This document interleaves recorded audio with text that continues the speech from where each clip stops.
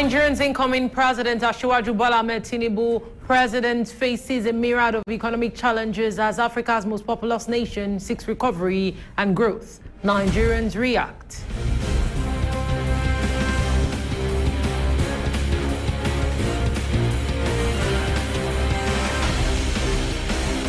Ghana's Year of Return is an initiative that began in 2019, and the country has been calling on Africans in diaspora to return home. Diasporan Africans are returning back to Ghana.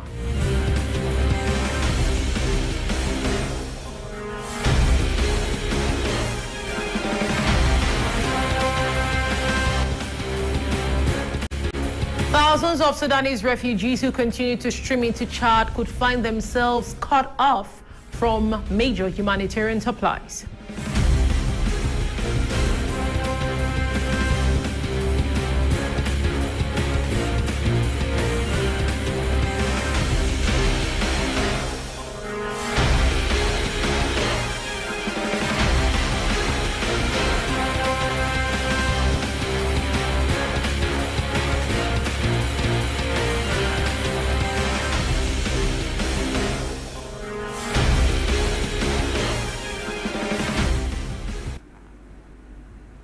Good afternoon, our dear viewers. Welcome to today's news edition of the 1 p.m. news, coming to you live and direct from Golfe TV Africa here in the city of Cotonou with Hazele OGOIGBE. Now to the news in detail, starting from the Nigerian scene. Nigeria's incoming president, Asiwaju Bola Ahmed Tinubu, faces a myriad of economic challenges as Africa's most populous nation, Nigeria, seeks recovery and growth. Now, the list include abolishing costly fuel subsidies, raising Nigerians' energy capacity, and addressing foreign exchange restrictions. These are just some of the issues that the president-elect Bola Ahmed Tinubu will have to grapple with once he's sworn in to office on Tuesday. Julius Daniel operates a frozen food business in Jos, a city in Nigeria's north-central region. He says unstable power supply has led to products spoiling, leaving him with less income. He wants the incoming president to address the country's energy needs. Sometimes we don't have flight for like 1 month, 2 months, and definitely it's affecting our business and our products. And my customers, again, they're complaining, definitely. And that's what I'm giving them is not what they knew before. And it's like my things are not well in order. And you see, this one also is bringing down my business. Nigeria only generates about 5,000 megawatts of electricity every quarter, which is not sufficient for its population of over 200 million to power their homes and businesses. The World Bank says businesses lose about $29 billion annually as a result. But beyond stable power supply, Nigerians have wide-ranging expectations of the incoming government. First, insecurity, because I'm being affected actually. Like some days back, my local government, where I'm coming from, there has been an attack there. The educational sector has been run very poorly, insecurity, and our means of transportation, cost of living. Analysts say power, insecurity, and crisis in the health sector are some of the biggest challenges facing the new government. They say putting specialists in the right job is essential. They should put security and infrastructural development at the top of their agenda, and within the shortest possible time, the common man in Nigeria will benefit. He needs to surround himself with the right set of people, technocrats, not just politicians, technocrat. This is one time that a Nigerian president needs to hit the ground running. He cannot take 6 months before he appoints ministers. His service chiefs should be those who can actually do the job.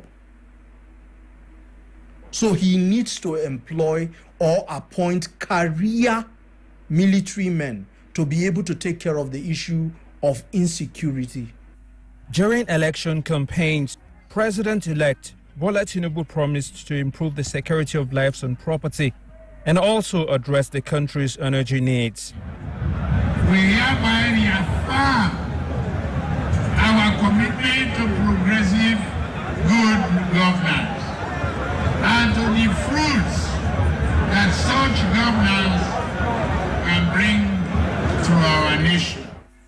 Tinubu has also pledged to end Nigeria's fuel subsidy, which consumed as much as a third of the national budget in 2022. This could be a baptism of fire for the country's new leader. It will be all hands on deck for Nigeria's incoming president, Bola Tinubu, as he seeks to address a myriad of challenges that have derailed Africa's largest economy.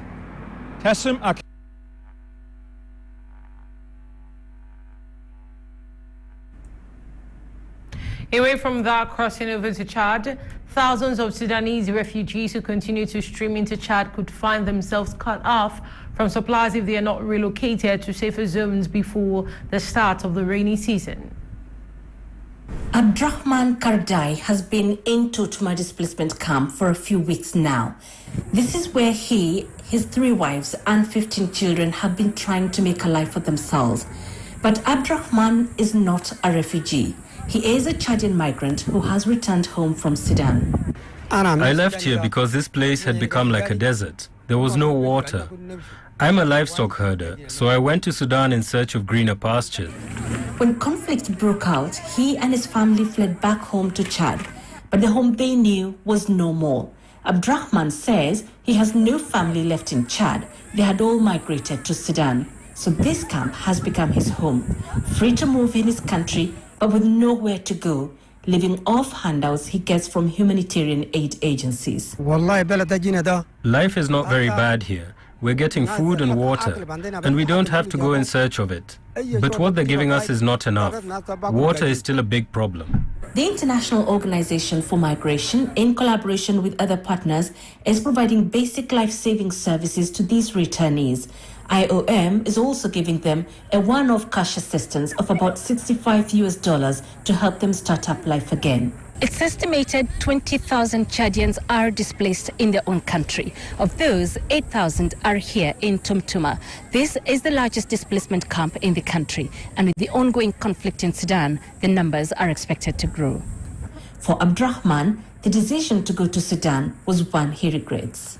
Even if the conflict ends, I will not go back. I've lived with the consequences of going there. Even if something bad happens here, I'll not go anywhere. I will just stay. His challenge now is to make a home for his family in his own country, but in a country where he feels like a stranger.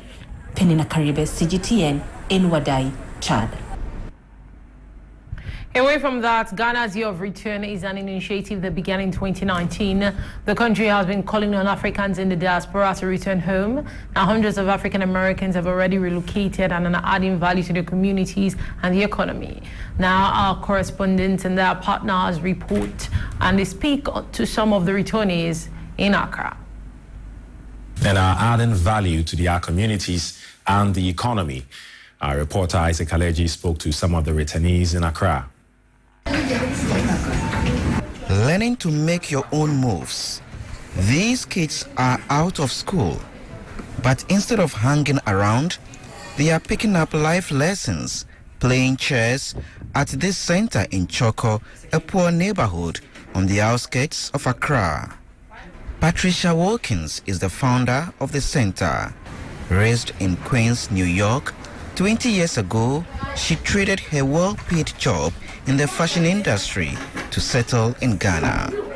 She says her own experiences growing up inspired her decision to stay and help children here. Our mission has been consistent, and that is to alleviate poverty, to provide access to education, empower women and children, and we do that through educational support. Our work is very important because we're in a community where school enrollment is very low, school retention is also low.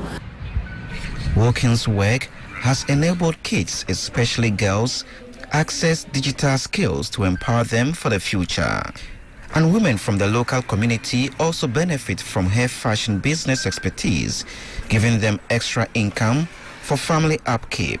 Wilkins' initiative is just one of several African-American investments in Ghana. There are Black Americans in this country that have been here for 50 years that have built bakeries like Bake Shop Classic and has provided jobs and skills to people. There are people who own tour companies. There are people who own schools. So we have a long line of history of Americans that have come back to what we believe is our motherland and come back and invest it. Tanya Safre Ankuma, a trained lawyer, is among the newest African-American resettlers in Ghana. She's originally from Mississippi and first came to Ghana on holiday. She fell in love with the continent and then with a Ghanaian to whom she is now married. Tanya is like an ambassador for Ghana. She helps other African Americans visit and settle here. I'm contacted all the time by people who have questions, who want to know what it's like, who want to know, what the process is for getting a residency and things like that. So, but yes, there's something to be said for belonging. And here we belong. We just blend in like anybody else, you know what I'm saying? But she has to warn many of those who come to her for advice on relocating about the hard facts of life here. Here you gotta have money. So I tell everybody, when you're coming here, make sure you have a steady source of income to sustain yourself, because there are no safety nets like what we're accustomed to in the West. So really that's why family is very important here, and being connected to someone. So, that is the social safety net here, is your family, your friends and family. At least 1,500 African Americans have moved to Ghana since the country launched its Year of Return campaign in 2019. Many more members of the diaspora have made the journey of reconnection, visiting some of the places from where Africans were sent out as slaves. Analysts say the country must build on the success of the campaign to attract more people.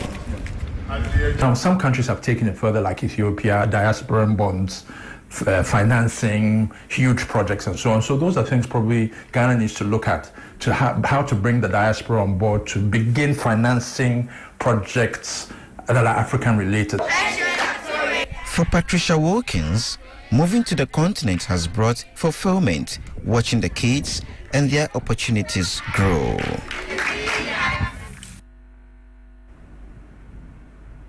Such an amazing initiative. Away from that, crossing over to Kenya. Now the rate of crime is on the increase in Kenyan slums. This report speaks about a Kenyan rapper who has decided to use his art to make an impact in his immediate society. For most Mombasa residents, Kisauni town is a no-go zone. The densely populated suburb is home to some 200,000 and is notorious for crime, drugs and gangsterism. Omondi Obunga knows this only too well. Popularly referred to as Onslow Montana by his fans, he uses hip-hop to change his community's reputation. Growing up in Megrokoyo soundtrack. I grew up in the hood with crime around me, religious extremism, and I have seen a lot of my friends die. Those are stories that we know in the community, but they remain untold. The untold stories haziongelewi pale nje. The 30-year-old musician has been at it for 10 years, and his 2018 hit Kisauni thrust him firmly into the spotlight. Kenya's estimated unemployment rate among those aged 35 and below is a staggering 80%. To stop jobless young people resorting to crime, Montana started the Acha Gun, Shika Mic initiative in 2016, which means ditch the gun, pick up the mic. It's a space for talented young artists to earn income through music, like Hassan Mohammed, aka Cisco. Challenges kubwa sana ni ukosefu wa kuperform. We have no places to exploit our talents. We also face harassment from the police as young people. And this discourages us from keeping up with the right lifestyle after abandoning our bad ways. Onslow Montana believes it's key to attract young people before criminal gangs can recruit them. Kevin Daliti, or Grandmaster Tech, as he is known in Mombasa music circles, was Onslow Montana's first music producer. He holds crippling poverty and unemployment responsible for pushing many into the clutches of extremism. In a community with very many idle youth, It's very easy to convince them to do something. Most of them don't have jobs at home. They don't have something to keep them busy. Like ni easier to get into their head because hawana kitu wanajihusisha nayo. While many Kisauni residents might consider Omslow Montana a local celebrity, he takes greater pride in improving his beloved neighborhood. I want to see just a peaceful and collaborative society. I just want to see like leaving a legacy, my kids there, live in a better community, you know.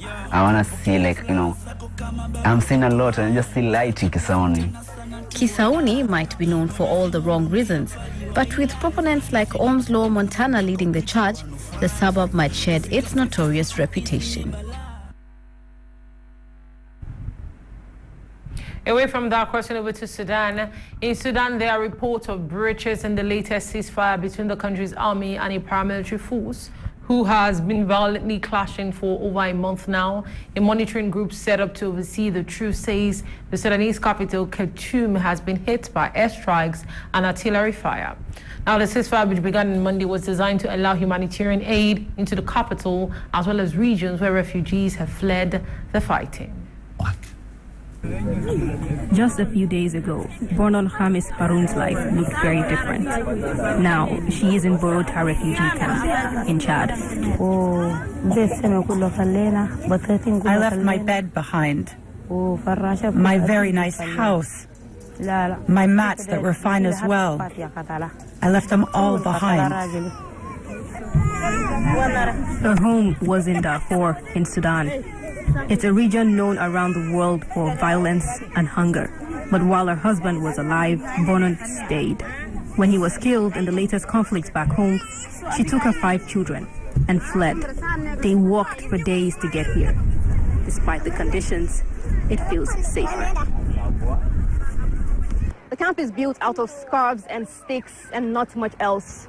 There's a storm coming in right now, which means many people here will have no shelter from the rain. And right now, the houses are literally flying apart. Bonon and her children are just a few among thousands in this camp.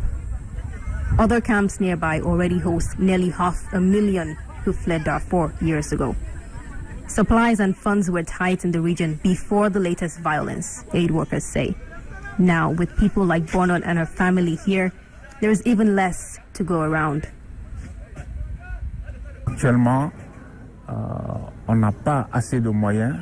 Right now, we don't have enough. We worry about how to get enough supplies so we can help in time. It's not just Sudanese people who are arriving. Camp Tomtoma here is for Chadians who are living on the other side of the border, but who fled the violence.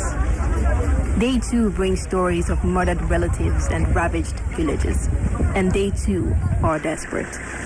But because these people have come home, so are not technically refugees, aid is much slower to reach them. This well is supposed to supply water for 7,000 people. There is no water, no food. The children sleep on cardboard without blankets. There is no hospital to help us. It is very difficult. We don't know what to do. People should come to our aid.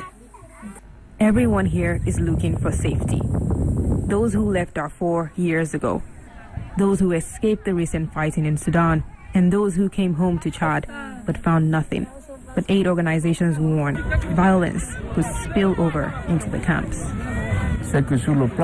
In terms of security, they're still located on the border. That's not very safe.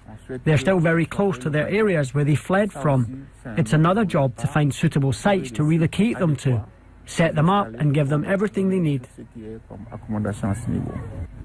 Back in Camp Borota, Bonon focuses on basic needs. I have no clothes, no plastic tarps, no soap, and no grain. I don't even have simple grain to cook, to eat. Her bigger hope is to return to a home that is just a few kilometers away, but that feels more distant with every ceasefire that Sudan's warring generals break.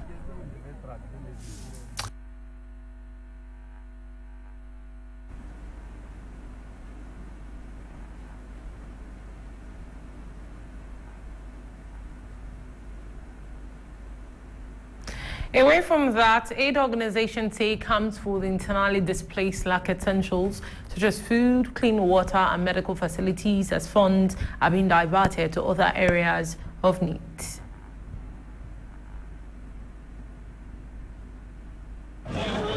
Gato Francine, a mother of 6, has lived for 10 months in Seki camp for internally displaced people in the Democratic Republic of Congo, or DRC. She fled her hometown of Kalenga because of attacks by the M23 rebel group, which has been terrorizing the region. She says that life is hard in the camp, and she sometimes has to beg for food.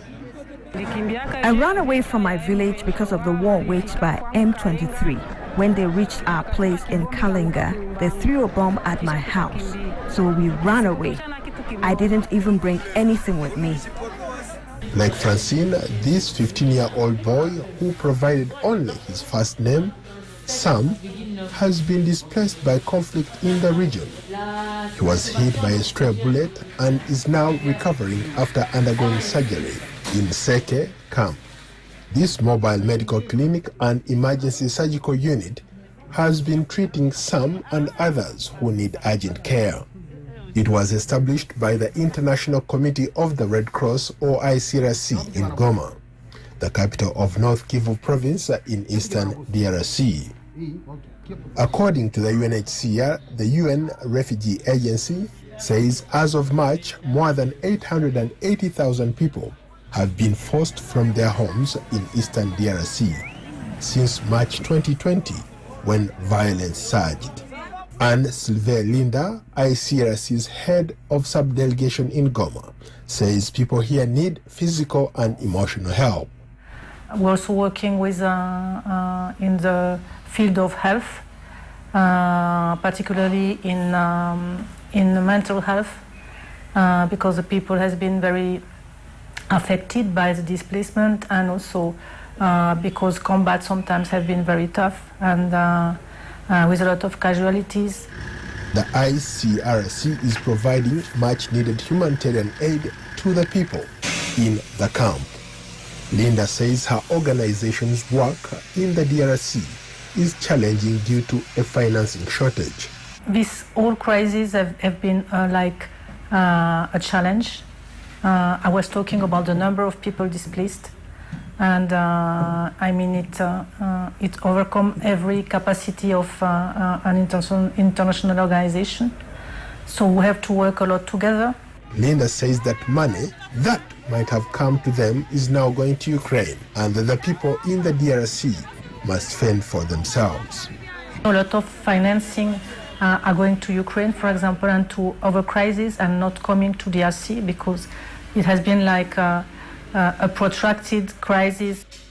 Despite financial strains, the ICRC provides support to several hospitals, including Bethesda Ndosho in Goma, the General Hospital in Beni, the Provincial Hospital in Bukavu, and a surgery program in Bukavu.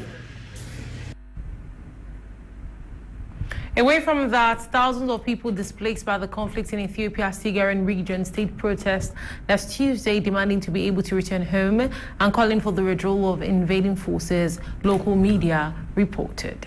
Thousands of people displaced by the conflict in Ethiopia's Tigray region staged protests on Tuesday demanding to be able to return home and calling for the withdrawal of invading forces, local media reported. Demonstrators in several cities, including the regional capital Mekele, shouted, "Stop the ongoing genocide," and they held placards demanding they be allowed to return home before the famine season gets underway. It is not known how many civilians died in the two-year war, but one expert puts the number at over 500,000.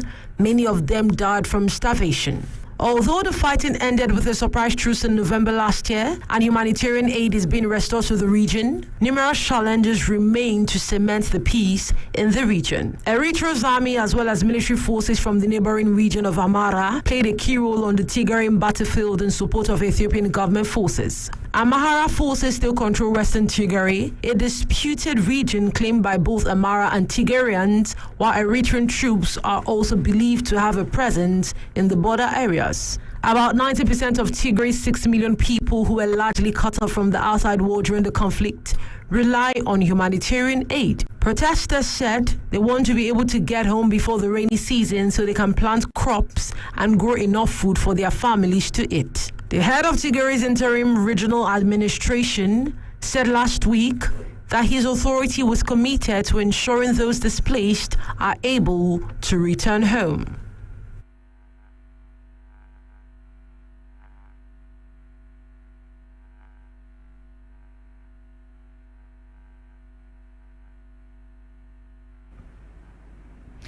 Dear viewers, so in this news edition, here's a recap of our top stories. Nigeria's incoming president, Asiwaju Bola Ahmed Tinubu, faces a myriad of economic challenges. We also saw that Ghana's Year of Return is an initiative that began in 2019 that has seen lots of Africans in diaspora return back to Ghana. And of course, concluding with this, thousands of Sudanese refugees who continue to stream into Chad could find themselves cut off from major supplies. Thanks for tuning in to the 1 p.m. news in Golfe TV Africa with Hazele. Enjoy the rest of your day.